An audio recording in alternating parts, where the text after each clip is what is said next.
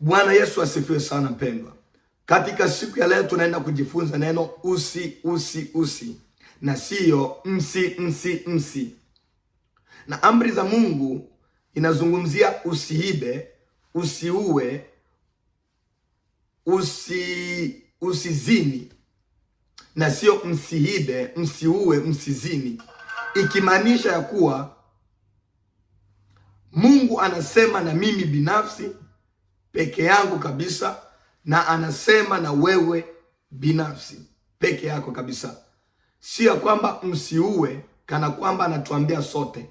Anasema anamaanisha wewe au mimi. Usiue, usiibe, usizini. Basi tutapata somo hilo kwenye kitabu cha Kutoka sura yake ya 10 na sura yake ya 20 mstari wake wa 13. Neno la Mungu nasema, usiue, usizini, usiibe, usishuhudie jirani yako uongo, usitamani nyumba ya jirani yako. Usi. Bwana Yesu asifiwe sana. Basi siku ya hukumu sasa, mpendwa, utasimama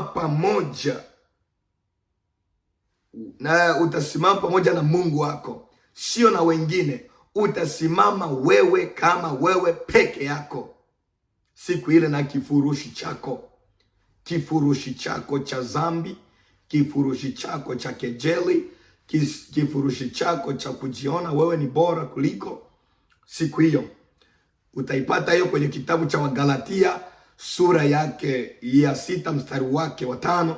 Neno la Mungu linasema, maana kila mtu atalichukua furushi lake mwenyewe. Kila mtu atachukua furushi lake mwenyewe. Na tena kila mtu atatoa habari zake mwenyewe, na si pamoja na wenzake. Hapana, kila mtu atatoa habari zake mwenyewe na si pamoja na wenzake. No.